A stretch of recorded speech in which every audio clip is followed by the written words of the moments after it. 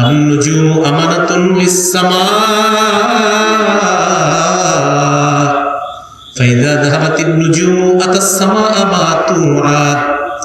নবীজি বললেন, আসমানের নক্ষত্রগুলা, আকাশের এই তারকাগুলা আকাশের জন্য নিরাপত্তা স্বরূপ। যেদিন তারকাগুলা বিলীন হয়ে যাবে সেদিন আসমানের উপর ওয়াদা চলে আসবে, আসমান ধ্বংস হয়ে যাবে। বলেন তো আসমানের নিরাপত্তা কি? তারকা যেদিন বিলীন হবে আসমান কি হয়ে যাবে? এবার নবী বলেন, ওয়া আনা আমানাতুন লিআসহাবি। নবীজি বলেন, আসমানের তারা যেমন আসমানের জন্য নিরাপত্তা, আকাশের তারকাগুলা যেমন আকাশের জন্য নিরাপত্তা, তেমনি ভাবে আমি নবী আমার সাহাবীদের জন্য নিরাপত্তা। ফাইদা যাহাবতু আনা আতা আসহাবি মা ইউআদুনা। যেদিন আমি বিদায় নিব আমার সাহাবীদের উপর সেই ওয়াদা চলে আসবে, যে ওয়াদা আল্লাহ করেছেন, এর মানে আমার সাহাবীদের কাছেও ফিতনা আসা শুরু হয়ে যাবে। বাস্তবিক অর্থে রাসূলুল্লাহ সাল্লাল্লাহু আলাইহি সাল্লাম ইন্তেকাল করলেন 11 হিজরিতে। খলিফা হলেন আবু বকর সিদ্দিক রাদিয়াল্লাহু তাআলা। খলিফা হওয়ার পর প্রথম ফিতনা আসলো কি? একদল মানুষ যাকাত দিতে অস্বীকার করলো। তারা সরাসরি বলল, এখন আর নবী নেই, এখন আর যাকাত দিব না। আবু বকর সিদ্দিক রাদিয়াল্লাহু তাআলা ঘোষণা করলেন, আয়ানকুসুদ্দীনু আন হাই। দিন সামান্য হ্রাস হবে, দিন সামান্য কমে যাবে। আল্লাহর নবী যে দিন রেখে গিয়েছেন, এই দিনের মধ্যে কোনো ক্ষতি হবে, আমি আবু বকর বেঁচে থাকবো, এটা হতে পারে না। যারা যাকাত দিতে অস্বীকার করছে, আমি আবু বকর তাদের বিরুদ্ধে জিহাদ ঘোষণা করলাম। আমি আবু বকর স্পষ্ট ঘোষণা করলাম, তারা নবীর জামানায় যাকাত দেওয়ার সময় পশুগুলা যখন যাকাত দিত, পশুর সাথে যে রশি দিত, এই রশিগুলা দিতেও যদি অস্বীকার করে, আমি তাদের সাথে জেদ্দ ঘোষণা করব, রশিগুলা পর্যন্ত তারা দিতে হবে, যেটা নবীর জামানায় তারা যাকাত হিসাবে দিত। এটা কিন্তু ফিতনা, পরীক্ষা। নবী বলেন, আমি না থাকলে আমার সাহাবীরা এই পরীক্ষাগুলো ফেস করতে হবে। আবু বকর সিদ্দিক রাদিয়াল্লাহু তাআলা আনহু বিদায় নিলেন 13 হিজরিতে। 2 বছর 3 মাস 10 দিন তিনি খলিফা ছিলেন। এরপর খলিফা হলেন হযরতে ওমর। হযরতে ওমর খলিফা ছিলেন 10 বছর 6 মাস 10 দিন। 23 হিজরিতে হযরতে ওমর শহীদ হয়ে যান। হযরতে ওমর 23 হিজরিতে শহীদ হওয়ার পর উনি জীবিত অবস্থায় 6 জনের একটা শুরা কমিটি গঠন করে দিলেন। আমি চলে যাওয়ার পর তোমরা 6 জন আমার পরবর্তী খলিফা নির্বাচন করবা।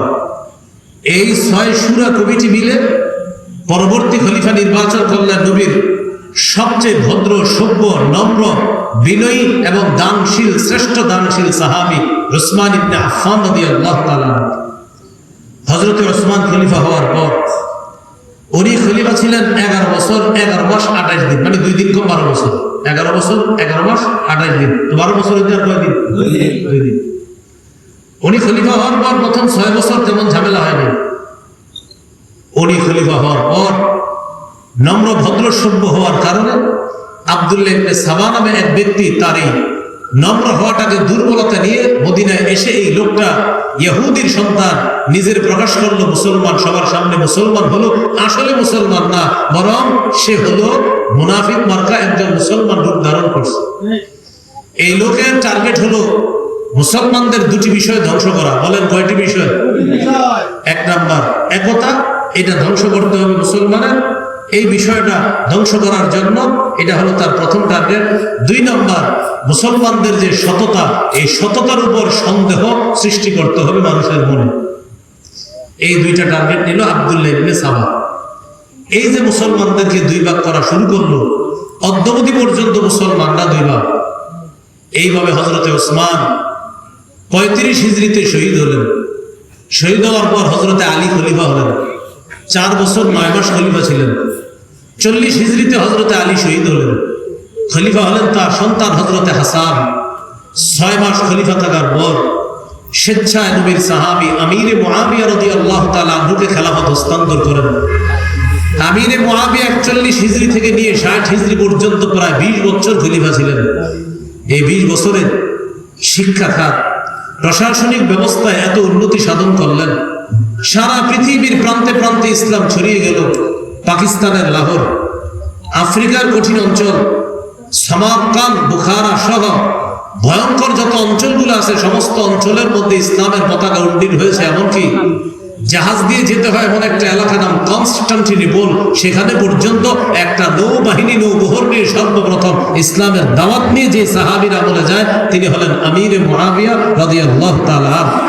আল্লাহ তাআলা প্রায় সারা পৃথিবীর 56 লক্ষ বর্গ মাইল পর্যন্ত ইসলামের পতাকা উড্ডীন করে দিয়েছেন। এই সাহাবী আমিরে মুআবিয়া রাদিয়াল্লাহু তাআলা আনহু 60 হিজরিতে ইন্তেকাল করার আগে 10টা ওসিয়তনামা লেখা তার সন্তানদের খেলাফত দেয়। সেখানে তিনি বলেছিলেন, ইয়াজিদ, তুমি যদি আমার কথা মাইনা মানুষের উপর ইনসাফ প্রতিষ্ঠিত করো, এটা তোমার সৌভাগ্য, আমার সৌভাগ্য। তুমি যদি মানুষের উপর জুলুম করো, এটা তোমার জন্য হবে দুর্ভাগ্য। ইয়াজিদকে আমিরে মুআবিয়া 10টা ওসিয়তের মধ্যে এটাও লিখেছেন, তোমার খেলাফত যদি বয়স্ক সাহাবীরা মেনে নেয় ভালো, না মানলে তাদেরকে জোর করবা না। এই কথাগুলো লেখা আমিরে মুআবিয়া ইন্তেকাল করেন। ইয়াজিদ আমিরে মুআবিয়ার জীবদ্দশায় তার কোনো খারাপই তখনও প্রকাশ পায় নাই, কিন্তু আমিরে মুআবিয়া ইন্তেকাল করার পর ইয়াজিদ বয়স্ক মুরব্বী সাহাবীদের উপর প্রেশার ক্রিয়েট করতে লাগলো, জোরপূর্বক তাদের কাছ থেকে বায়াত নিতে লাগলো। এই জাতীয় জোরপূর্বক করে বায়াত নেওয়ার জন্য চাপ প্রয়োগ করলো বিখ্যাত দুইজন সাহাবী। একজনের নাম আব্দুল্লাহ ইবনে জুবায়ের, আরেকজনের নাম নবীর নাতি ইমাম হুসাইন রাদিয়াল্লাহু তাআলা। এই দুইজনকেও প্রেশার দিতে লাগলো। এই ইয়াজিদ কি করছে, আপনার তার জামানায় 61 হিজরির 10ই মুহররম ইরাকের বাগদাদ থেকে পশ্চিম দক্ষিণে 100 কিলোমিটার অথবা 62 মাইল দূরে অবস্থিত কারবালা নামক প্রান্তরে নবীর নাতি হুসাইন রাদিয়াল্লাহু তাআলা আনহুকে নির্মমভাবে শহীদ করা হয়। সন্তান ইয়াজিদকে কেন্দ্র করে তার বাবা সাহাবী আমিরে মুআবিয়াকে অনেকে নিশানা বানায়, লক্ষ্যবস্তু বানায়। এই যে একজন সাহাবীকে লক্ষ্যবস্তু বানানো, এই লক্ষ্যবস্তু বানানোর পক্ষে আমরা নাই, কারণ নবীর প্রত্যেক সাহাবীকে আমরা আমাদের আদর্শ মনে করি। কথাটা মনে থাকবে? বলেন, সন্তানকে কেন্দ্র করে বাবাকে কি বানানো যাবে না? লক্ষ্যবস্তু বানানো যাবে না। নূহ আলাইহিস সালামের নাম শুনছেন না আপনারা? নূহ আলাইহিস সালামের সন্তান কাফের। জাহাজ যখন রওনা করবে, জাহাজ যখন চালু হবে, সন্তানকে ডেকে বললেন, ইয়া বুনাইয়া, ও আমার প্রিয় সন্তান, ইরকাব মা'না, আমাদের সাথে উঠে পড়ো। ওয়ালা তাকুম মা'আল কাফিরিন, কাফেরদের সাথে থেকো না। সে জবাব দিল, সাআবি ইলা জাবালি ইয়াসিমুনি মিনাল মা, আব্বা আমি এমন পাহাড়ে উঠবো, ওই পাহাড় আমারে রক্ষা করবে পানি থেকে। নূহ নবী বললেন, লা আসিমাল ইয়াউম, আজকে কোনো রক্ষাকারী নাই, ইল্লা মার রাহিম, আল্লাহ যাকে রক্ষা করবেন, রহম করবেন, সে ছাড়া তোমাকে আজকে কেউ রক্ষা করতে পারবে না। নূহ আলাইহিস সালামের সন্তান কেনান ঈমান আনে নাই।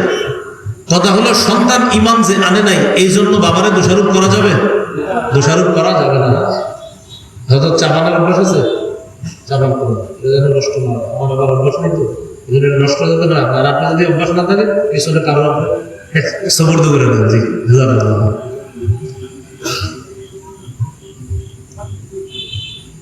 রাসূলুল্লাহ সাল্লাল্লাহু আলাইহি সাল্লামের সাহাবী আমিরে মুআবিয়া রাদিয়াল্লাহু তাআলা আনহু, এই সাহাবীকে সন্তানের কারণে নিশানা বানানো যাবে না, লক্ষ্যবস্তু বানানো যাবে না। যেমন নূহ নবীর সন্তানের কারণে নূহ নবীকে কি বানানো যাবে না? লক্ষ্যবস্তু বানানো যাবে না। কথাটা মনে থাকবেনি সবার? এবার আমার সাথে সবাই বলেন, বলেন সাহাবীরা আমাদের আদর্শ, আবার সাহাবীগণ আমাদের আদর্শ। তারা সত্যের উপর প্রতিষ্ঠিত, তাদের প্রতি আল্লাহ খুশি, তারাও আল্লাহর উপর খুশি। মনে থাকবেন ইনশাআল্লাহ। এই জন্য সাহাবীদের ঈমান আমাদের জন্য আদর্শ, সাহাবীরা আমাদের জন্য আদর্শ। আল্লাহ কথাগুলো মনে রাখার তৌফিক দান করুন।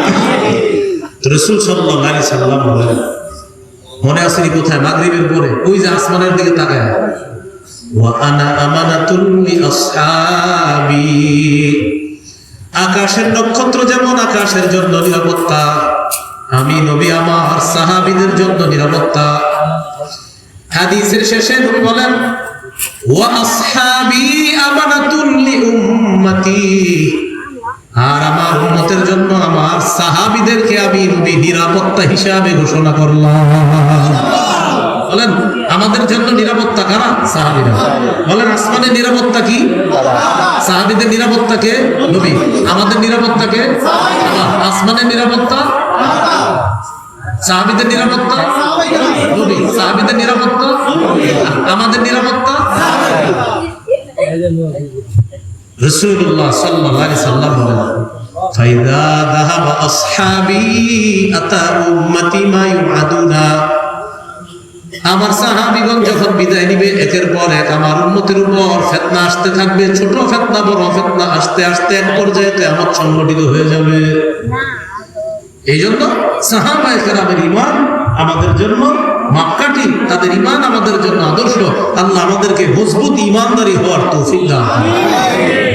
সহিহ বুখারীর 16 নম্বর হাদিস, এই হাদিসের মধ্যে আছে قال رسول الله صلى الله عليه وسلم ثلاث من كن فيه وجد حلاوة الإيمان। নবীজি বলেন যার মধ্যে তিনটা গুণ থাকবে এই ব্যক্তি ঈমানের স্বাদ অর্জন করবে।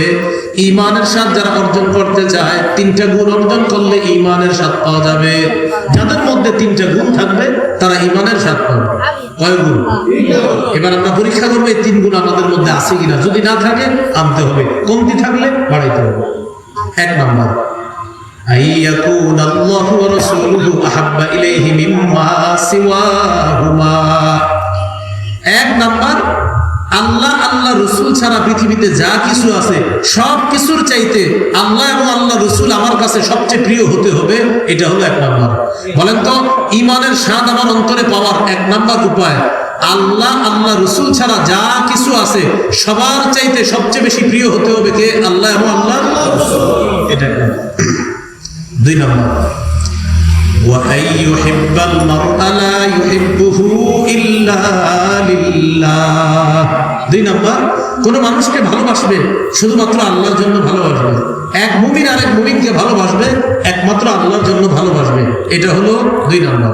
তিন নাম্বার وأن يكره أن يعود في الكفر كما يكره أن يقذف في النار।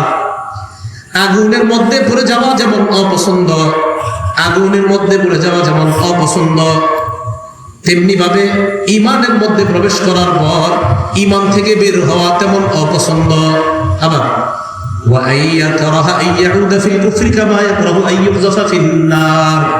আগুনে পড়ে যাওয়া যেমন অপছন্দ তেমনি ভাবে কোন মানুষ ঈমান আনার পর কুফরের মধ্যে পড়ে যাওয়াটা তার এমন অপছন্দ। কেউ যদি প্রশ্ন করে ভাই তুমি কি কুফরিতে যাইতে চাও, তো আপনার জবাব যদি হয় এমন, ভাইজান শোনো, আগুনের মধ্যে প্রবেশ করাটা যেমন আমি কোনোদিন চাই না, আমার অপছন্দ, তেমনি ভাবে কুফরিও আমার কাছে তেমন অপছন্দ। যেমনি ভাবে আগুনের গর্তে আমি কখনো পড়তে চাই না, কুফরিতেও আমি কখনো ফিরে যেতে চাই না। এই তিনটা কারণ গুণ যদি কারো মধ্যে থাকে, এক আল্লাহ আল্লাহ রসুলকে সবচেয়ে ভালোবাসতে হবে। দুই কোন মানুষকে শুধু আল্লাহর জন্য ভালোবাসা। তিন আগুনের মধ্যে পড়ে যাওয়াটা তেমন অপছন্দ যেমন কুফরির মধ্যে পড়ে যাওয়া যেমন অপছন্দ হবে, আগুনের মধ্যে পড়ে যাওয়া যেমন অপছন্দ, কুফরিতে ফিরে যাওয়াটা তেমন অপছন্দ। তাহলে বলেন তো কুফরি করাটা কেমন অপছন্দ হতে হবে? আগুনে পুড়ে যাওয়ার মতো। আগুনে কেউ পুড়তে চান? তাহলে আগুনে যেমন আমি কখনো পুড়তে চাই না, তেমনি ভাবে আমি কখনো কুফরিতেও কখনো ফিরে যেতে চাই না। এই তিন গুণ যার মধ্যে আছে নবীজি বলেন সেই ঈমানের স্বাদ অন্তরের মধ্যে পাবে। আরেকটা হাদিস শুনেন, সহিহ বুখারীর 7 নম্বর হাদিস, অনেক লম্বা একটা হাদিস। এই হাদিসের শেষের অংশটুকু শুনেন। ঘটনাটা ঘটছে কার সাথে? আবু সুফিয়ান রাদিয়াল্লাহু তাআলা তখনও মুসলমান হননি, তিনি ব্যবসার উদ্দেশ্যে গেছে। বাদশাহ হিরাক্লিয়াস, এই হিরাক্লিয়াসের কাছে নবীজির চিঠি গেছে, নবীজির চিঠি গেছে বাদশার কাছে। ওই চিঠির মধ্যে লেখা বিসমিল্লাহির রহমানির রহিম, আল্লাহর নামে শুরু করছি। মিন মুহাম্মদ ইবনে আব্দুল্লাহ রাসূলিল্লাহ ইলা হিরাক আজিমির রুম। রোমের বাদশাহ হিরাক্লিয়াসের কাছে মুহাম্মদের পক্ষ থেকে চিঠি। রোমের বাদশাহ হিরাক্লিয়াসের কাছে আমাদের নবীর পক্ষ থেকে চিঠি গেছে। এই চিঠির মধ্যে নবীজি এবার দাওয়াত দিতেছে, আদউকা বিদিআয়াতিল ইসলাম। বাদশাহ আমি তোমাকে ইসলামের প্রতি আহ্বান করছি, ইসলামের দাওয়াত দিচ্ছি। আসলিম তাসলাম, ইসলাম গ্রহণ করে নাও, তুমি নিরাপদ হয়ে যাবা। বাদশা তুমি যদি মুসলমান হয়ে যাও, তোমার অনুসারী যারা তারাও মুসলমান হয়ে যাবে। আর যদি আমার দাওয়াত গ্রহণ না করো, ফাইন্না আলাইকা ইসমাল আরিসিয়িন, তাহলে মনে রাখবা বাদশা, তুমি ঈমান গ্রহণ না করার কারণে তোমার দেখা দেখি যারা ঈমান গ্রহণ না করবে তাদের গুনাহগুলো তোমার উপর বর্তাবে। তুমি যদি ঈমান আনো, অসংখ্য মানুষ মুমিন হয়ে যাবে। আর বাদশা, তুমি সঠিকটা জানার পরেও যদি ঈমান না আনো, মনে রাখবা অন্য যারা ঈমানদার হবে না, তোমার তো গুনাহ হবেই, তাদের গুনাহগুলোও তোমার উপর বর্তাবে। এই চিঠিটা আমাদের নবীজি পাঠাইছে কার কাছে? রোমের বাদশা হিরাক্লিয়াসের কাছে। খুব ভালো করে বুঝে এই জায়গাটা। বাদশাকে দুভাষী সব পয়রা শোনাইতেছে। দুভাষী বুঝেননি, যিনি আরবিও বুঝে আবার রোমের ভাষাও বুঝে। এখন বাদশা এই চিঠি পড়ার পর, চিঠি শোনার পর বললেন, চিঠির ভাষা তো অনেক সুন্দর। আচ্ছা, মক্কার নবী মুহাম্মদ, উনি যে আমার কাছে চিঠি পাঠাইছে, উনি তো মক্কার ছিল আগে, আর বলে উনি মদিনায় গেছে। আচ্ছা, মক্কায় বসবাস করে এমন কোন মানুষ আমাদের আশেপাশে আছে কিনা যারা ব্যবসার উদ্দেশ্যে আইছে এখানে? আর মক্কায় বসবাস করে কিন্তু ব্যবসার উদ্দেশ্যে আমাদের এলাকায় আসছে, আশেপাশে কেউ আছে কিনা? বাদশার কানে সংবাদ দিল, বাদশা, মক্কার একদল ব্যবসায়ী এই মুহূর্তে আমাদের রাজ্যে আছে।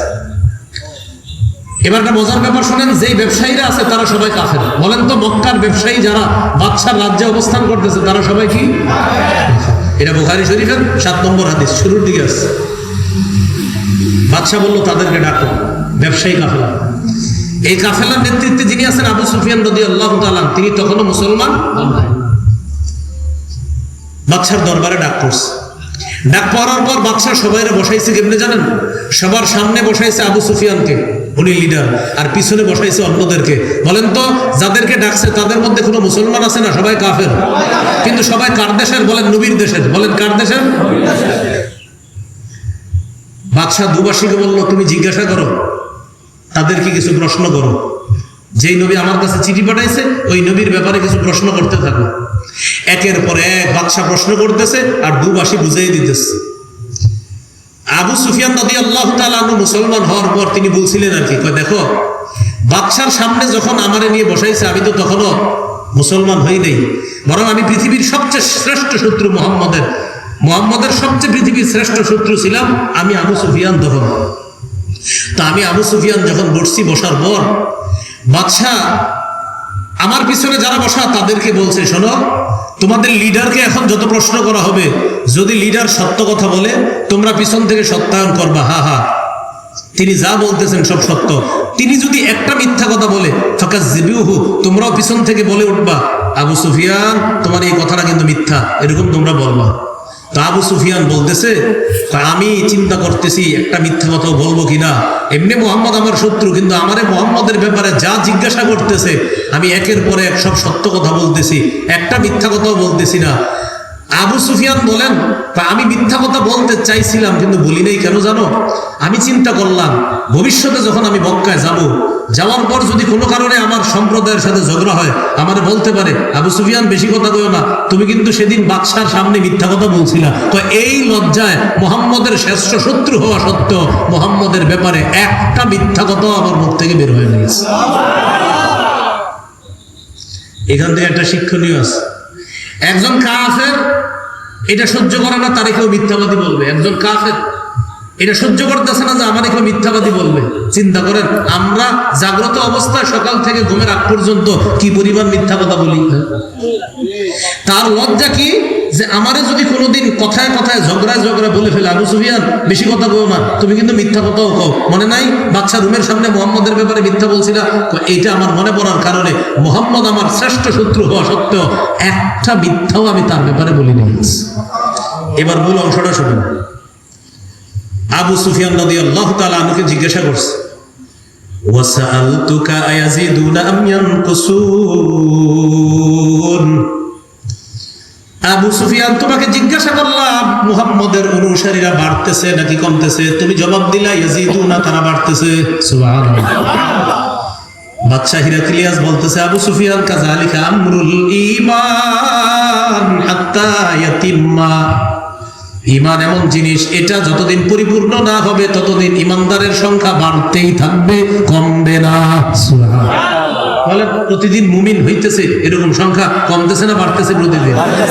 একজন বাদশাহ হিরাক্লিয়াস বলতেছে, আবু সুফিয়ান তুমি যে মুহাম্মদের ব্যাপারে জিজ্ঞাসা করলাম, তার প্রতি তার কথায় ইমানদারের সংখ্যা বাড়তেছে না কমতেছে? তুমি বললা বাড়তেছে। আবু সুফিয়ান, ইমান বিষয়টা এমনই, এটা পরিপূর্ণ হওয়ার আগ পর্যন্ত বাড়তেই থাকবে, বাড়তেই থাকবে। যতদিন পরিপূর্ণ না হবে ততদিন এটার বার্তা থাকাটা কোনোদিনও কমবে না, বাড়তেই থাকবে।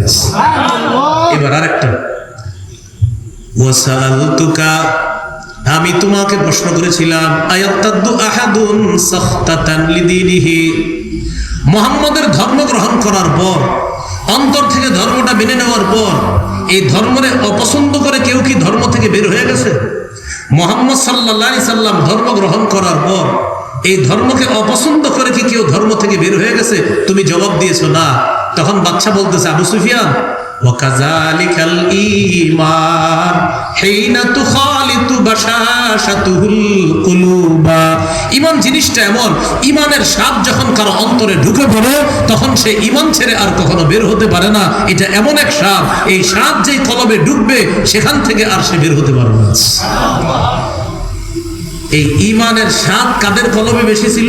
এটা কোরআনের আয়াত দ্বারা বোঝা যায়। ওয়ালাকিন্নাল্লাহা হাব্বাবা ইলাইকুমুল ঈমান ওয়া যায়্যানাহু ফী কুলুবিকুম, আল্লাহ বলেন নবী আপনার সাহাবীদেরকে বলেন, আমি তোমাদের জন্য ঈমান তোমাদের কাছে পছন্দনীয় করে দিয়েছি, শুধু তাই না, তোমাদের অন্তরে ঈমান আমি আল্লাহ সাজায় দিয়েছি। তাহলে কি শিখলাম? অন্তর কোথায় থাকে? ঈমান কোথায় থাকে? কলবে। বলেন ঈমান কোথায় থাকে? কলবের মধ্যে। এই জন্য কলবের মধ্যে ঈমান এটা রাখতে হবে। সাহাবায়ে কেরামের ঈমানের ব্যাপারে আল্লাহ বলেন, আমি সাহাবীদের ঈমানটা তাদের অন্তরের মধ্যে সাজায়া দিছি। তাই আমাদের ঈমানের আদর্শ কারা? মনে থাকবেন ইনশাআল্লাহ। তাহলে সাহাবীদের ব্যাপারে কোনো কটু কথা কখনো শুনবেন? সবাই জোরে বলেন, শুনবেন? আল্লাহ আমাদেরকে হেফাজত করেন, বলেন আমিন।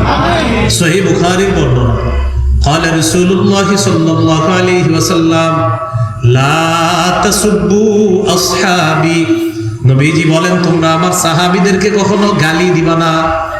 ফালাউ আন্না আহাদাকুম আনফাকা মিসলা উহুদিন যাহাবা মা বালাগা মুদ্দা আহাদিহিম ওয়ালা নাসিফা, নবীজি বলেন তোমাদের কেউ যদি উহুদ পাহাড় পরিমাণ স্বর্ণ তোমরা দান করো, আবার বুঝেন, তোমাদের কেউ যদি উহুদ পাহাড় পরিমাণ স্বর্ণ দান করে, পুরা উহুদ পাহাড়টা স্বর্ণ আর এই পরিমাণ স্বর্ণ আপনি দান করছেন, নবীজি বলেন আমার কোন সাহাবীর হাতের এই মাঝখানের যে সামান্য এক মুদ পরিমাণ, এই এক মুদ পরিমাণ দান তোমাদের ওই উহুদ পাহাড় পরিমাণ স্বর্ণের দান আমার সাহাবীর এই এক মুদ পরিমাণ অথবা অর্ধেক পরিমাণ দানের কাছেও বুঝতে পারবো না। আরেকটা হাদিস শুনেন, ইবনে মাজাহ 162 নম্বর হাদিস। হাদিসটা কি? যেমন মনে করেন এই যে ভাই উনি দাঁড়ায় রয়েছে, কথার কথা কিছু সমস্যা নেই, উনি মনে করেন এখানে আয়সা চলে গেছে, আবার দেখেন সবাই বিষয়টা তাকানোর দিকে, উনি মনে করেন এইখানে আয়সা 1 সেকেন্ড থেকে আবার চলে গেছে, কথাটা বুঝছেন নি? নবীর কোন সাহাবী মনে করেন নবীর মজলিসে আসছে, আসার পর সেকেন্ড পরিমাণ থেকে আবার চলে গেছে, সুবহানাল্লাহ বলেন। কতক্ষণ ছিল বলেন তো? আয়সাই আবার চলে গেছে। নবীর এক সাহাবী নবীর দরবারে আসছে, আয়সা সুবহানাল্লাহ বলে নাই, আলহামদুলিল্লাহ বলে নাই, কোরআন তেলাওয়াত করে নাই, নামাজ পড়ে নাই, রুকু করে নাই, সেজদা দেয় নাই, শুধু আসছে কোনো কারণে আবার নগদ চলে গেছে, মানে নবীর মজলিসে আয়সাই সাথে সাথে চলে গেছে। সাহাবী আব্দুল্লাহ ইবনে ওমর বলেন, লা তাসুব্বু আসহাবা মুহাম্মাদিন সাল্লাল্লাহু আলাইহি ওয়াসাল্লাম, নবীর সাহাবীদেরকে গালি দিবা না।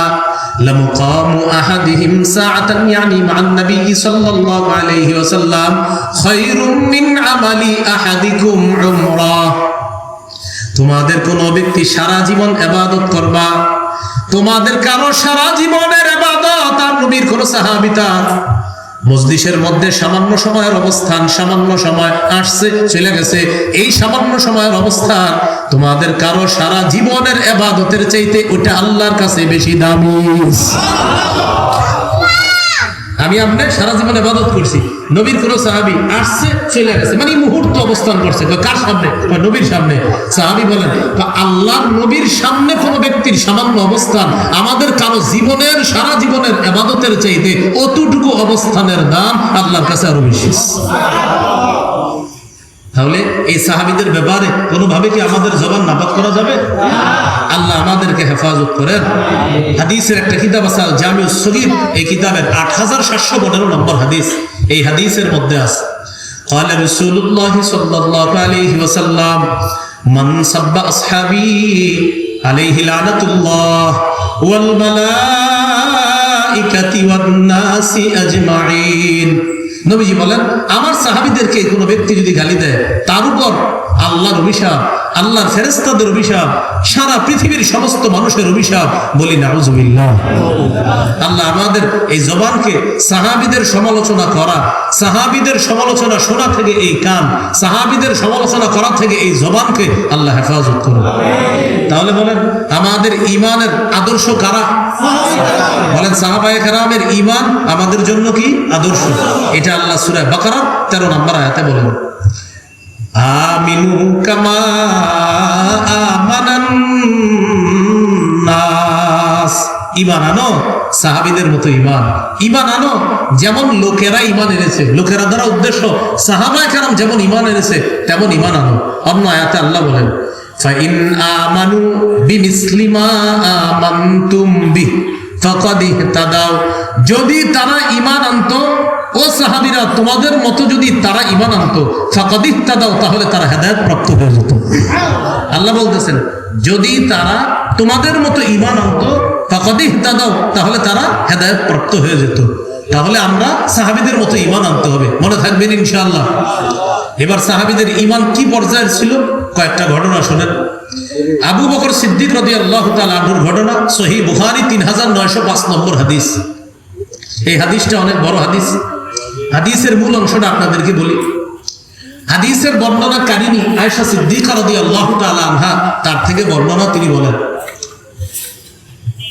ফালাম্মা তুলিয়াল মুসলিমুনা, যখন মুসলমানরা পরীক্ষার সম্মুখীন হতে লাগলেন, মুসলমানরা একের পর এক তাদের উপর পরীক্ষা আসতে লাগলো, আমার আব্বা আবু বকর সিদ্দিক খরাজা মুহাজিরান নাহওয়া আরদিল হাবশা, আমার আব্বা হাবশা অথবা আবিসিনিয়া যাকে বলা হয়, সেখানে আমার আব্বা হিজরত করার নিয়ত করলেন। বর্তমানে এটাকে বলা হয় আপনার ইথিওপিয়া। কি বলা হয় আপনার? ইথিওপিয়া যেটাকে বলা হয় ওইটা কি। সেখানে আমার আব্বা হিজরত করার নিয়ত করলেন। কখন? যখন মুসলমানের উপর নির্যাতন বাড়তে লাগলো। আমার আব্বা, ভালো করে শুনেন, আমার আব্বা যখন হিজরত করার উদ্দেশ্যে বের হলেন, বের হওয়ার পর যাইতে যাইতে হাত্তা ইযা বালাগা বারকাল গিমাদ, মক্কার অদূরে অবস্থিত একটা এলাকার নাম বারকুল গিমাদ। এই বারকুল গিমাদ নামক এলাকায় গেছে। যাওয়ার পর আব্বার সাথে সাক্ষাৎ করছে এক ব্যক্তি, তার নাম ইবনুদ দাগিনা। নামটা মনে রাখা যাবে নি? বলেন, ইবনুদ দাগিনা। লাকিয়াহু ইবনুদ দাগিনা, আমার আব্বার সাথে সাক্ষাৎ করছে ইবনুদ দাগিনা নামে এক ব্যক্তি। ওয়া হুয়া সাইয়্যিদুল কার, তিনি হলেন গোত্রের নেতা, এলাকার নেতা। আমার আব্বা হাবশার উদ্দেশ্যে হিজরত করার ইচ্ছা যখন করলেন, আমার আব্বা যখন রওনা করার পর বের হয়ে বারকুল গিমাদ নামক এলাকায় পৌঁছলেন, এলাকার এক নেতা আমার আব্বার সাথে সাক্ষাৎ করলেন। নেতার নাম ইবনুদ দাগিনা। নেতা আমার আব্বাকে জিজ্ঞাসা করলেন, আইনা তুরিদু ইয়া আবু বকরিন, আবু বকর কোথায় যান? আবু বকর সিদ্দিক জবাব দিলেন, উরিদু আন আসিহা ফিল আরদি ফাআবুদু রাব্বি, আমি ইচ্ছা করেছি দেশে দেশে ঘুরবো আর আমার রবের ইবাদত করব। সুবহানাল্লাহ। দেশে দেশে ঘুরবো আর রবের ইবাদত করব। তাই কেন? আবু বকর সিদ্দিক জবাব দিলেন, আখরাজানি কওমি, আমার সম্প্রদায় আমারে বের করে দিচ্ছে। আমি প্রকাশ্যে ইবাদত করি, এইজন্য আমার সম্প্রদায় আমার উপর হামলা করে, আমার উপর অত্যাচার করে, আমারে তারা বের করে দিছে, বের করতে বাধ্য করছে, তারা আমাকে বের হয়ে যেতে বাধ্য করছে। তাই নিয়ত করছি দেশে দেশে ঘুরবো আর রবের ইবাদত করব। ইবনুদ দাগিনা বললেন, না, ইন্না মিসলাকা ইয়া আবু বকর লা ইয়াখরুজু ওয়া লা ইখরাজু, তোমার মতো মানুষ বের হতে পারে না, তোমার মতো মানুষকে বের করা যায় না, তুমি তো ভালো মানুষ। দেখেন, একজন কাফের আবু বকর সিদ্দিককে বলতেছে তোমার মতো মানুষ বের হতে পারে না, তুমি একজন ভালো মানুষ, আরে তোমাকে কেন বের করবে? তাহলে এক নাম্বার কথা। দুই, ইন্নাকা তাকসিবুল মা'দুম, যারা অভাবী, কামাই করতে পারে না, তাদের জন্য তুমি কামাই করে দাও। সুবহানাল্লাহ। এরপরে বলতেছে ওয়াতাসিলুর রাহিমা, তুমি রক্তের সম্পর্ক রক্ষা করো। ওয়া তাহমিলুল কাল্লা, যারা বোঝা বহন করতে পারে না তাদের বোঝা তুমি বহন করো। ওয়া তাকরিদ দাইফা, তুমি মেহমানদারি করো। ওয়া তুঈনু আলা নাওয়াইবিল হাক্কি, হকের উপর যারা অটল থাকতে চায় তাদেরকে তুমি সহযোগিতা করো। যেই মানুষের এত সুন্দর গুণ আছে, যে অভাবী তার জন্য তুমি কামাই করো, যে বোঝা বহন করতে পারে না তার বোঝাটা তুমি নিজে বহন করে দাও, তুমি মেহমানদারি করো। কোনো মানুষ বিপদে থাকলে তাকে তুমি সহযোগিতা করো, বিশেষ করে সত্যের উপর যারা চলতে চায় তাদের পক্ষে তুমি দাঁড়াও। আবু বকর, তোমার যে গুণ আছে, অন্তত এই গুণের কারণে কাফেররা তোমার বের করে দিতে পারে না, মক্কাবাসী তোমাকে বের করতে পারে না। তোমার মতো মানুষ বের হওয়া এটা শোভা পায় না। আনা লাকা জারুন, আমি তোমার নিরাপত্তা দিব। আবু বকর, ইরজি ফা'বুদ রাব্বাকা বিবালাদিক, তুমি চলো, তোমার বাড়িতে তুমি নিরাপদে ইবাদত করবা, এই নিশ্চয়তা আমি একজন নেতা হিসেবে তোমাকে দিচ্ছি। চলো। ওই জামানায় নিরাপত্তা দেওয়ার নিয়ম ছিল। নিরাপত্তা মানে কোনো নেতা যদি কাউকে নিরাপত্তা দেয় তাহলে অন্যরা এই নিরাপত্তাটা মেনে নিতে হয়। তো আবু বকর সিদ্দিক রাদিয়াল্লাহু তাআলা আনহুকে বুঝাইলেন, তুমি চলো। ভালো করে শুনেন, কিন্তু আমরা আবু বকর সিদ্দিকের ইমানের হালাতটা শুনবো এখন। মনে আছে কোত্থেকে? 3 গুণ যার মধ্যে আছে সে কিসের স্বাদ পাবে? ইমানের স্বাদ পাবে। 1 নম্বর জানি কি, আল্লাহ আল্লাহ রাসূল সবচেয়ে বেশি কি হতে হবে? প্রিয় হতে হবে। তো দেখেন, আবু বকর সিদ্দিক চলে আসলেন। আসার পর আবু বকর সিদ্দিকরে বাসায় পাঠিয়ে দিলেন বাড়িতে, আর বললেন, তুমি বাড়িতে থাকো, আমি মক্কার বড় বড় লিডারদের সাথে আলোচনা করব, অন্তত তোমার উপর যেন কোনো অত্যাচার না করে। ওই ব্যক্তি ইবনু দাগিনা সন্ধ্যাবেলা কুরাইশদের নেতাদের সাথে সাক্ষাৎ করছে। আপনারা বুঝতেছেন তো সবাই? নেতাদের সাথে সাক্ষাৎ করে বলতেছে, আমি তোমাদের কাছে একটা গুরুত্বপূর্ণ বিষয় এসেছি। কি? আবু বকরকে তোমরা বের করে দিচ্ছ, এটা তো ঠিক না। ইন্না আবা বকরিন লা ইয়াখরুজু বিসমিহি ওয়া লা ইখরাজ, আবু বকরের মতো মানুষকে বের করা এটা তো উচিত না। আতুখরিজুনা রাজুলান, দেখেন, তোমরা কি এমন এক ব্যক্তিকে বের করবা, ইয়াকসিবুল মাদুম, যে ব্যক্তিটা অভাবী মানুষের জন্য ইনকাম করে দেয়, ওয়ায়াসিলুর রহিমা, যে মানুষটা রক্তের সম্পর্ক রক্ষা করে, ওয়াহমিলুল কাল্লা, যে মানুষটা অপরের বোঝা বহন করে, ওয়াকরিদ দইফা, যে মানুষটা মেহমানদারি করে, ওয়াইনু আলা নাওয়াইবিল হাক্কি, সত্যের উপর অটল থাকতে গেলে এই মানুষটা সহযোগিতা করে, এই লোকটাকে তোমরা বের করে দেওয়াটা অন্তত আমি সঠিক মনে করছি না। আমি আবু বকরকে নিরাপত্তা দিচ্ছি, তোমরা আমার নিরাপত্তাটা মেনে নাও, আমারে বলো তোমরা তাকে ডিস্টার্ব করবে না। আর ওই জামানায় কথার খুব দাম ছিল, কাফেররা কথা দিল, কথা রাখতো। কুরাইশরা পরামর্শ করে বললে, এক শর্তে আবু বকরকে আমরা জ্বালাবো না। কি? মুর আবা বকরিন ফালইআবুদ রাব্বাহু ফি দারিহি ফালইউসাল্লি ফিহা, আবু বকরকে বলবা আবু বকর যেন তার ঘরের মধ্যে ইবাদত করে, ঘরের মধ্যে নামাজ পড়ে, ওয়ালিয়াকরা মাশাআ, কোরআন তেলাওয়াত যেন ঘরের মধ্যে করে, ইবাদত ঘরে করবে, নামাজ ঘরে পড়বে, কোরআন তেলাওয়াত ঘরে করবে, বাহিরে যেন তেলাওয়াত না করে। তো জিজ্ঞাসা করছে কেন?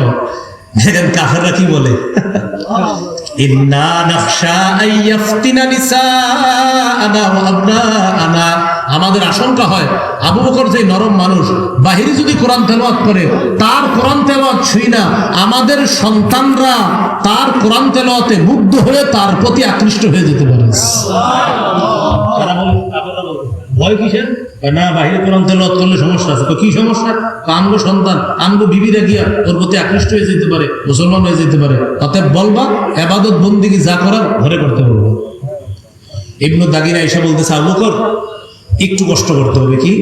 তোমার কেউ নির্যাতন করবে না, ইবাদত ঘরে করবা, নামাজ ঘরে পড়বা, কোরআন তেলাওয়াত ঘরে করবা, বাহিরে না। আবু বকর সিদ্দিক মেনে নিলেন।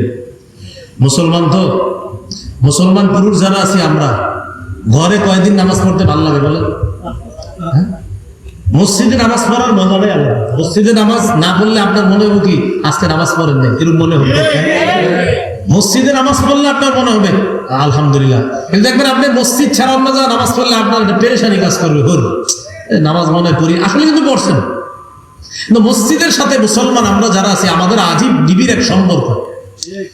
আবু বকর সিদ্দিক অনেকদিন এইভাবে চুপে চুপে ইবাদত করে, ভালো লাগে না। কি করলেন? উনি চিন্তা করলেন, যেহেতু বাহিরে যাওয়া নিষেধ, মক্কার কাবা চত্বরে যাওয়া নিষেধ, অন্তত আমার ঘরের পাশে আমি একটা ইবাদতখানা বানাই। আবু বকর সিদ্দিক কি করলেন? ফাবতানা মাসজিদান বিফিনাই দারিহি, ঘরের আঙিনায় একটা ছোট্ট মসজিদ বানায় নিছে। ঘরের আঙিনায় একটা ইবাদতখানা বানাইছে।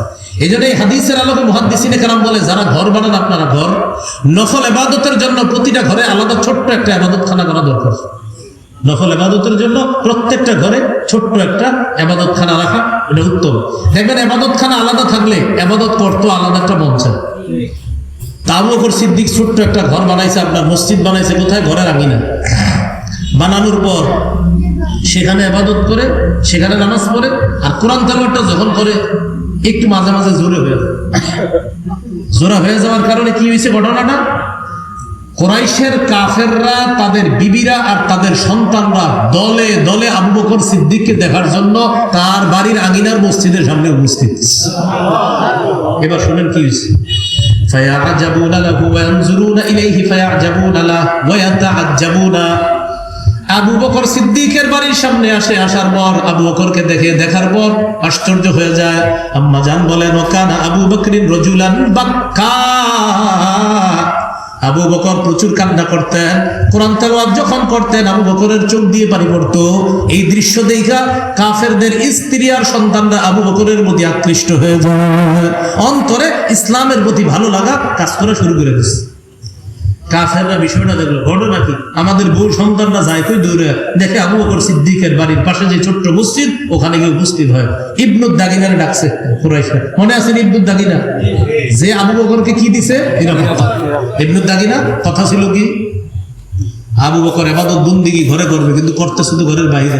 এখন ঘটনা যেটা হয়েছে সেটাই তো হয়েছে। তোমার না বলছিলাম আমরা ভয় পাই, আমাদের সন্তানরা ওর প্রতি আকৃষ্ট হবে, এই ঘটনাই তো ঘটে গেছে। আমাদের স্ত্রী সন্তান যারা আছে তার কোরআন তেলাওয়াত এত সুন্দর, এটা শোনার জন্য আমাদের মধ্যে যারা তার দিন মানে না তারাও দেখি চুপি চুপি গিয়ে দাঁড়ায় থাকে। এখন কি করা? তুমি তোমার নিরাপত্তা উঠায় নাও। এর মানে আবু বকরের উপর আমরা নির্যাতন করব, নিরাপত্তা উঠায় নাও। ইবনুদ দাগিনা গেছে, আবু বকর সিদ্দিককে বলেন, আবু বকর কথা ছিল একরকম, হয়ে তো গেছে আরেক রকম, তুমি আমার নিরাপত্তাটা আমাকে ফিরাই দাও। ওই জামানায় কথাটার খুব দাম ছিল এভাবে বলাটা। আবু বকর সিদ্দিক বললেন, ফিরিয়ে না দিলে কি হবে? যদি ফিরিয়ে না দাও তাহলে কাফেররা আমার ব্যাপারে বলা বলি করবে, কুরাইশরা, যে দেখো একটা লোক আমাদের কথা দিল, কি যে কথা দিয়ে নিরাপত্তা দিছে সেই কথা তো রাখতে পারে নাই, আমার ব্যাপারে মানুষ এগুলা বলবে, এটা আমি পছন্দ করি না, কারণ তুমি তো আমার কথা রাখো নাই, তুমি তো বাহিরে ইবাদত করতেছো। আবু বকর সিদ্দিক বললেন, আপনার নিরাপত্তা ফিরিয়ে দিলে কি হবে? তুমি অন্তত আমার নিরাপত্তাটা ফিরিয়ে দিলে আমি যেন আমার লজ্জাটা ঢাকতে পারি, আমার যেন কুরাইশরা এটা না বলতে পারে যে তুমি নিরাপত্তা দিলে যে ওয়াদা দিয়া সেই ওয়াদা তো রক্ষা করতে পারো নাই। আবু বকর সিদ্দিক যে জবাবটা দিলেন এটা হলো আমার আপনার জন্য শিক্ষা। আবু বকর সিদ্দিক বললেন, আরুদ্দু জিওয়ারাকা ইবনুদ দাগিনা, আমি তোমার নিরাপত্তা তোমাকে ফিরিয়ে দিচ্ছি, তোমাকে ফিরিয়ে দিলাম। আমি আল্লাহর নিরাপত্তায় সন্তুষ্ট হয়ে গেলাম। তুমি আমার নিরাপত্তা দিতে হবে না, আমার রব আমাকে যে নিরাপত্তা দিবে আমি এটার প্রতি সন্তুষ্ট। আমার নিরাপত্তা কোনো মানুষ দিতে হবে না। আবু বকর সিদ্দিকের এই কথা বলা আর আমরা সুবহানাল্লাহ পড়া, এটা যত সহজ, বলাটা এত সহজ না, কিন্তু নবী বলেন 3 গুণ যার মধ্যে আছে সে ঈমানের স্বাদ পাবে। এক, আল্লাহ আল্লাহ রসুল দুনিয়ার সবচেয়ে বেশি ভালোবাসার হবে, সেই ভালোবাসা থাকার কারণে আবু বকর সিদ্দিক বলছিলেন, দুনিয়ার সবার নিরাপত্তা ফিরিয়ে দিলাম, আমি আমার রবের নিরাপত্তায় খুশি আছি, আমার রবের নিরাপত্তা আমি গ্রহণ করব। আবু বকর সিদ্দিকের আরেকটা ঘটনা শোনেন, তিরমিজির হাদিস 3675 নম্বর হাদিস। এই হাদিসটা আপনারা ছোটবেলা থেকে অনেক শুনছেন, কিন্তু এটা যে হাদিস হয়তো জানতেন না, ঘটনাটা শুনছেন। ওই যারা দান সৎকার ওয়াজ করে, যেমন আমার আগের আলোচক মাশাআল্লাহ দানের আলোচনা করেছে, তো দানের আলোচনা যারা করে এই হাদিসটা তারা শোনায় থাকে। তো হয়তো অনেকে হাদিস হিসেবে বলে, অনেকে ঘটনা হিসেবে বলে, তো আজকে মনে রেখেন, শোনার পরে বলবেন, হুজুর হ্যাঁ ঠিকই শুনছি, আসলে এটা একটা হাদিস। তিরমিজির 3675 নম্বর হাসান হাদিস। এই হাদিসের মধ্যে আছে ওমর ফারুক রাদিয়াল্লাহু তাআলা আনহু, হাদিসের বর্ণনাকারী, তিনি বলেন, তাবুকের যুদ্ধের সময় আল্লাহ রসুল বললেন, আমাদেরকে আদেশ করলেন, আমারনা রাসূলুল্লাহ সাল্লাল্লাহু আলাইহি সাল্লাম আন নাতাসাদদাকা, নবী বলছেন আমাদেরকে দান করার জন্য। শুনছেন? এরকম দেখবেন, এই পুরোটা শুনেন। আমাদেরকে দান করার কথা বলার পর হযরত ওমর বলেন, ওয়াফাকা ইনদি মালান, আল্লাহর মেহেরবানিতে তখন আমার কাছে কিছু মাল সম্পদ ছিল। আমি ওই দিন মনে মনে বললাম, আবু বকরকে আমি কোনোদিনও আমলে হারাইতে পারি না। এই যে মনে পড়তেছে আপনাদের, ঠিক না? এরকম একটা ঘটনা, আবু বকরকে কোনোদিন আমি আমলে হারাইতে পারি না। আজকে আবু বকরকে হারিয়ে দিব ইনশাআল্লাহ। আল-ইয়াউম সাবাকতুহু, আজকে আমি আবু বকরকে হারিয়ে ইনশাআল্লাহ জিতিয়ে যাব। আরেক বর্ণনায় আসবিকুহুল ইয়াউম, আবু বকরকে আজকে আমলের মাধ্যমে আমি হারিয়ে দিব। এই চিন্তায় আমি আমার সম্পদ 2 ভাগ করে 1 ভাগ মানে অর্ধেক নবীর কাছে নিয়ে গেলাম। নিয়ে যাওয়ার পর রাসূল সাল্লাল্লাহু আলাইহি সাল্লাম আমাকে জিজ্ঞাসা করলেন, মা আবকাইতা লি আহলিকা, ওমর পরিবারের জন্য কি রেখে আসছো? হযরতে ওমর জবাব দিলেন, মিসলাহু, যেই পরিমাণ নিয়ে আসছি এই পরিমাণ রেখে আসছি, যে পরিমাণ আপনার কাছে নিয়ে আসছি এই পরিমাণ রেখে আসছি। এবার হযরতে ওমর বলেন, ওয়াকানা আবু বকরিন আতা মিম্মা ইনদাহু, আবু বকর তার ঘরে যা ছিল সব নিয়ে আসছে। কথার কথা, আপনার কাছে 1 লাখ টাকা আছে, 50,000 আনছেন, 50,000 রেখে আসছেন। আরেকজনের ঘরে আছে 2 টাকা, সে 2 টাকাই নিয়ে আসছে। বিষয়টা তো নবীজি আবু বকরকে বললেন, মা আবকাইতা লি আহলিকা, আবু বকর পরিবারের জন্য কি রেখে আসছে? আবু বকর জবাব দিলেন, আবকাইতু লাহুমুল্লাহ ওয়া রাসূলা, পরিবারের জন্য আল্লাহ আর তার রাসূলকে রেখে আসছে। শুনছেন না এই আলোচনাটা? এই যে দেখেন, পরিবারের জন্য আল্লাহ আর তার রাসূলকে রেখে এসেছি। মনে আসেনি? হাদিসে আছে 3 গুণ যার মধ্যে আছে সে ঈমানের স্বাদ পাবে। 1, আল্লাহ আল্লাহ রাসূল পৃথিবীর সবকিছুর চাইতে বেশি প্রিয় হবে যার কাছে, সে ঈমানের স্বাদ পাবে। আবু বকর বলেন, পরিবারের জন্য আল্লাহ আর আল্লাহর নবীরই রেখে আসছি, আর কিচ্ছু আনতে পারিনি। এই হলো আবু বকর সিদ্দিকের ঈমান। আল্লাহ বলেন, ঈমান আনো তাদের মতো ঈমান। ওমর ফারুক রাদিয়াল্লাহু তাআলা নবুয়তের 6 নম্বর বছরে ইসলাম গ্রহণ করছে। আমাদের নবীর নবুয়তের 6ষ্ঠ বছর ইসলাম গ্রহণ করছে হযরত ওমর। হযরত ওমর আর হযরতে হামজা ইসলাম গ্রহণ করার পর কাফেরদের মধ্যে হইচই লেগে গেছে, কারণ 2 বীর বাহাদুর ইসলাম গ্রহণ করছে। কাফেরদের মাথা পুরো নষ্ট হয়ে গেছে। হযরত ওমর চিন্তা করলেন, আমি মুসলমান হয়েছি, এটা তো গোপন রাখার কিছু নাই, প্রকাশ্যে ঘোষণা করতে হবে। এবার হযরতে ওমর জোরে আওয়াজে কথা বলতে পারে এমন একজন খুঁজতেছে। ওই জামানায় সবচেয়ে জোরে কথা বলতে পারতো এক ব্যক্তি, তার নাম জামিল ইবনে মাহমার। কি নাম? শুধু জামিল মনে রাখেন। জামিল নামে লোকটা জোরে, মানে মাইকের কাজ মুখ দিয়ে করতে পারত। হযরত ওমর জামিলকে খুঁজলো, খোঁজার পর বলতেছে, জামিল তোমার আওয়াজ নাকি অনেক বেশি। কাহা তো তুমি বললে অনেক বেশি শুনে। কাহা তুমি একটু ঘোষণা করবা, তুমি কি জানো খাত্তাবের ছেলে ওমর যে ইসলাম গ্রহণ করছে, এটা তুমি জানো? এইটা শুই না জামিল দৌড় দিছে, হা বা না না বইলা কাবা চত্বরে গেছে। আর ওই সময় ওই জামানায় কিছু হইলে কাবা চত্বরে কেউ যাইতো, আর কাবা চত্বরে যাওয়া মানে মুসলমানরাও আসতো, কাফেররাও আসতো সেখানে। জামিল ইবনে মাহমার কাবা চত্বরে গিয়ে বলতেছে, ও মক্কাবাসী, তোমরা কি জানো খাত্তাবের ছেলে ওমর ইসলাম গ্রহণ করছে?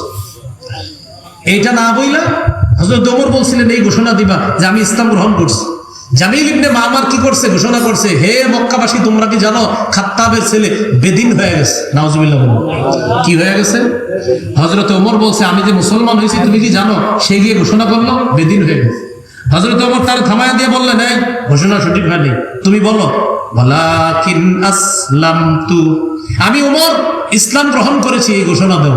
ওয়া আমানতু, আমি ঈমান এনেছি। ওয়া সাদ্দাকতু রাসূলা, আমি ইসলাম গ্রহণ করেছি, আমি আল্লাহকে বিশ্বাস করেছি আর তার রাসূলকে সত্যায়ন করেছি। এই ঘোষণাটা তুমি জোরে দিয়ে দাও। হযরত ওমরের এই ঘোষণা শোনার পর, যেই ঘোষণাটা দিছে, ঘোষণা থেকে সূর্যটা আপনার ডুবার আগ পর্যন্ত মক্কাবাসী যে যেইভাবে পারছে ওমরের সাথে যুদ্ধে লিপ্ত হয়েছে। হযরত ওমর একা লড়াই করতে করতে বিকালের দিকে একটু ক্লান্ত হয়ে গেছে। ক্লান্ত হওয়ার পর কাফেররা তার উপরে সেইভাবে রয়েছে, দাঁড়ায় রয়েছে সব। হযরত ওমরের শরীর ক্লান্ত, একা তো কয়জনের সাথে আর পারবে। এই মুহূর্তে এক ব্যক্তি আসছে, আসার পর বলতেছে, একটা মানুষ ইসলাম পছন্দ করছে, গ্রহণ করছে, যে তোমাদের সমস্যা কোথায়? তোমরা তাকে বাধা দিতে পারো না? এইভাবে একটা মানুষের মোকাবেলা তোমরা করতে পারো না? সে পছন্দ করছে, মুসলমান হয়ে গেছে, এতে তোমাদের সমস্যা কোথায়?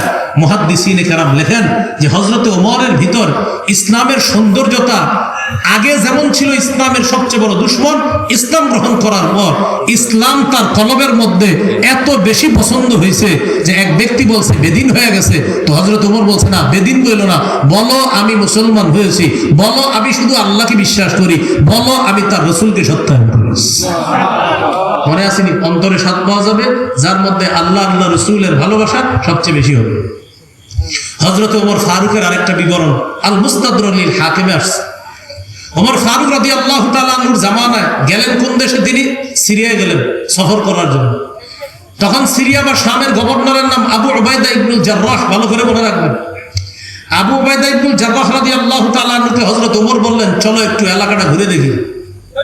হযরত ওমর গভর্নরকে নিয়ে বের হয়েছে, যাইতে যাইতে যাইতে যাইতে এক জায়গায় গিয়ে দেখে পানি পানি। এখন এই পানি পার হয়ে ওপারে যেতে হবে। হযরত ওমর নিজের মৌজাগুলা খুলছে, মৌজা খুইলা এইভাবে কাঁধে লইছে, নিজের পায়ের মৌজা কোথায় লইছে? কাঁধে লইছে। আর ওই যে উটের রশিটা, ওই রশিদার লাগাম ধরে ধরে হযরত ওমর ওট সহ পানি সহ ওপারে গেছে। যাওয়ার পর ওই পাশের মানুষগুলা তারা স্বাগত জানাবে। যেমন আপনারা কিছু দূর যাওয়ার পর নদী আছে, খেয়াঘাট আছে, এরপর ওপার, এরকম হযরত ওমর এক জায়গায় গেছে, যেখানে যাওয়ার পর জুতা খুইলা মৌজা কাঁধে নিছে, জুতা হাতে নিছে, ওটের লাগামটা হাতে ধইরা পানির উপর দিয়ে, পানি কম ছিল আপনার, কিন্তু মৌজা খুইলা আস্তে ওটটাকে বার করা উপরে নিয়ে যাওয়ার সময় গভর্নর আবু উবাইদা ইবনুল জাররাহ বলে, আমিরুল মুমিনিন, কিছু মনে না করলে একটা কথা বলতাম। বলো, আপনি তো আমিরুল মুমিনিন, মৌজাটা এইভাবে কাঁধে নিছেন, আচ্ছা কি বলতে চাও? ও পাশে যারা আছে তারা আপনারা হয়তো স্বাগত জানাবে না, কারণ একজন আমিরুল মুমিনিন কাঁধে মৌজা নিবে, এইভাবে আপনারা দেখলে তারা হয়তো স্বাগত জানাবে না, সম্মান করবে না। হযরত ওমর বললেন, আবু উবাইদা, কুন্না আদাল্লা কওমিন ফাআযানা আল্লাহু বিল ইসলাম। আবু উবাইদা, আমরা ছিলাম সবচেয়ে নিকৃষ্ট জাতি, ইসলামের মাধ্যমে আল্লাহ আমাদেরকে সম্মানিত করেছেন। আবু উবাইদা মনে রাখবা, মাহমানাতলুবু বিগাইরি মা আ'আযানাল্লাহ। আল্লাহ আমাদেরকে যে ইসলাম দিয়ে সম্মানিত করেছেন, এই ইসলাম ছাড়া অন্য কোথাও যদি আমরা সম্মান তালাশ করি, আযান্নাল্লাহ, আল্লাহ আমাদেরকে লাঞ্ছিত করে ছাড়বে। হযরত ওমর কি বললেন, কারণ আবার শুনেন, আবু উবাইদা, ইসলামের মাধ্যমে আল্লাহ আমাদেরকে সম্মানিত করেছেন, ইসলামের চাইতে শ্রেষ্ঠ সম্মানের কিছু আর নাই। আমি ওমরের মধ্যে যে ইসলাম আছে এটাই সবচেয়ে বড় সম্মান। মৌজা আমার কাঁধে থাকলে কে আমারে সম্মান করলো না করলো এটা দেখতে নাই। আমি ওমর ইসলামের মাধ্যমে নিজের সবচেয়ে বড় সম্মানিত মনে করি। আল্লাহ আমাদেরকে ইসলাম দিয়ে সম্মানিত করেছেন। আবু উবাইদা, ইসলাম ছাড়া মুসলমান অন্য কোথাও সম্মান তালাশ করতে পারে না, ইসলামের মধ্যে থাকতে পারে না, এটাই মুসলমানের সবচেয়ে বড় সম্মান। ঠিক তো কইছেন না? আসলে তো না, কিন্তু আপনি নিজের পরীক্ষা করেন। কত জায়গায় গেলে আমরা কি বলি, যে সামাজিকতা আছে না, কি বলি আমরা, সামাজিকতার নামে গানের অনুষ্ঠানে যাই, সামাজিকতার নামে মামাতো বোন মামাতো ভাইয়ের বিয়ের অনুষ্ঠানে গিয়ে গায়ে হলুদে আমরা লাফাই। কি কয়, ভাই আপনি মুসলমান, এটা করতে পারেন না। কি বলে জবাবে, একটু সামাজিকতা আছে না। হযরত ওমর বললেন, তুমি সামাজিকতার মাধ্যমে বুঝাইতে চাও যে এখানে ইসলাম বিসর্জন দিয়ে এটাই তোমার সম্মান, তুমি সামাজিকতার মাধ্যমে বুঝাইতে চাও গানের অনুষ্ঠানে তুমি নাচবা আর বলবা যে ভাই সব জায়গায় ইসলাম দেখাইতে নাই। হযরত ওমর বললেন, আরে ইসলাম মুসলমানকে যে আল্লাহ দিছে এটাই মুসলমানের সবচেয়ে বড় সম্মান। বলেন, ইসলাম মুসলমানের সবচেয়ে বড় সম্মান। মনে থাকবেনি কথাটা? তো এই কথাটা যে মুখ দিয়ে বলতেছি শুধু হবে না, ঈমানটা আনতে হবে। যারা মুখ দিয়ে এটা বলছে তাদের মতো পারবো তো ইনশাআল্লাহ। আল্লাহ তৌফিক দান করেন। নবীর এক সাহাবী নাম সাদ ইবনে আবি ওয়াক্কাস রাদিয়াল্লাহু তাআলা মুসলমান হয়েছে। মুসলমান হওয়ার পর সাদ ইবনে আবি ওয়াক্কাসের আম্মা তাকে বললেন, তুই যদি ইসলাম না ছাড়স আমি খানা খাবো না, তুই যদি মুসলমান গিরি না ছাড়স আমি খানা খাবো না। কি বলতেছে মা জানেন? তুই যদি মুসলমান যে হয়েছস, এই যদি এটা না ছাড়স আমি খানা খাবো না। সাদ ইবনে আবি ওয়াক্কাস বললেন, আম্মা কতদিন খাবেন না? বলতেছে হাত্তা তাকফুরা বি মুহাম্মদ, যতদিন তুই মুহাম্মদকে অস্বীকার না করবি ততদিন খাবো না। প্রথমে 2 দিন মা খানা খায়, 2 দিন পরে সাদ ইবনে আবি ওয়াক্কাস বলে, আম্মা আর কতদিন খাবেন না? যতদিন তুই মুহাম্মদকে অস্বীকার না করবি। সাদ ইবনে আবি ওয়াক্কাস বললেন, আম্মা আপনার জীবন কয়টা? একটা। আল্লাহ যদি আপনার 100 জীবন দেয়, আল্লাহ, আমরা মুসলমান পুনর্জন্মে বিশ্বাস, আমাদের কোনো পুনর্জন্ম নাই। মানে পুনর্জন্ম বলতে মানে আমি মারা যাওয়ার পর দুনিয়াতে আবার আসবো এমন না, আমি মারা যাওয়ার পর আল্লাহ আমার পুনরুত্থান করবে কিয়ামতের মাঠে, এটাই তো আমাদের বিশ্বাস। তো বলতেছি কি যে আম্মা, আপনার যদি 100টা আত্মা হইতো, আর 100টা আত্মা যদি মারা যাইতো, আর মারা যাওয়ার আগে আমার বলতো তুই যদি মুহাম্মদকে অস্বীকার না করস আমি মারা যাবো, 100টা আত্মা মারা যাইতো, কিন্তু আমার নবীর অস্বীকার করা আমার পক্ষে সম্ভব না। ঈমান আনো তাদের মতো, আল্লাহ বলেন ঈমান আনো তাদের মতো ঈমান। মনে থাকবেন ইনশাআল্লাহ। আস ইবনে ওয়াইল, নামটা মনে থাকবেনি? বলেন আস, বলেন আস ইবনে ওয়াইল। এই ব্যক্তি টাকা পাই, এই ব্যক্তির কাছে টাকা পাইতো নবীর এক সাহাবী নাম খাব্বাব রাদিয়াল্লাহু তাআলা। কি নাম সাহাবীর নাম? সহিহ বুখারীর বর্ণনা। এই খাব্বাব রাদিয়াল্লাহু তাআলা তার কাছে টাকা পাইতো কি সূত্রে? তিনি ছিলেন কর্মকার, লোহা দিয়ে তরবারি বানাইতে পারতো, খুব সুন্দর লৌহ বর্ম বানাইতে পারতো। তো তিনি মুসলমান হওয়ার আগে এই আস ইবনে ওয়াইলকে লোহা দিয়ে কিছু জিনিস বানায়া দিয়েছে, পাওনাটা এখনো বাকি আছে। মুসলমান হওয়ার পর খাব্বাব রাদিয়াল্লাহু তাআলা তার পাওনা চাওয়ার জন্য কার কাছে গেছে? আস ইবনে ওয়াইলের কাছে। যাওয়ার পরে বললো, তুমি আমার পাওনাটা দিবা না? বলতেছে, না, পাওনা তো দিব না। কেন? এক শর্তে দিব, তুমি যদি মোহাম্মদকে অস্বীকার করো তাহলে পাওনা দিব। খাব্বাব রাদিয়াল্লাহু তাআলা আনহু বলেন, তুমি যদি মারা যাও, মারা যাওয়ার পরে আল্লাহ যদি তোমাকে জীবিত করে, আবার তুমি যদি মারা যাও, আবার যদি আল্লাহ জীবিত করে, তোমার তো এই দুনিয়াতে আর আল্লাহ জীবিত করবে না। যদি এমন হইতো যে তুমি মারা গেছো আর আল্লাহ তোমাকে জীবিত করছে, এর পরেও এমন এক নবীর উপর ঈমান আনছি, তাকে অস্বীকার করা কখনোই সম্ভব নয়। বলেন, আল্লাহ আল্লাহ রসুলের ভালোবাসা অন্তরে সবচেয়ে বেশি থাকবে, তাহলে অন্তরে কিসের স্বাদ পাওয়া যাবে? ঈমানের স্বাদ। আল্লাহ এই জন্য বললেন, ঈমান আনো সাহাবীদের মতো ঈমান। তাহলে সাহাবীরা আমাদের ঈমানের জন্য আদর্শ, সাহাবীরা আমাদের জন্য সত্যের আদর্শ। সাহাবীদের সমালোচনার মাধ্যমে জবানকে নাপাক করব না, তাদের সমালোচনা শুই না, কানকে কখনো আমরা নাপাক করব না। আল্লাহ আমাদের সকলকে সাহাবীওয়ালা ঈমান যেন অন্তরে লালন করে ঈমানের স্বাদ নিয়ে কবরে যেতে পারি, আল্লাহ তৌফিক দান করেন।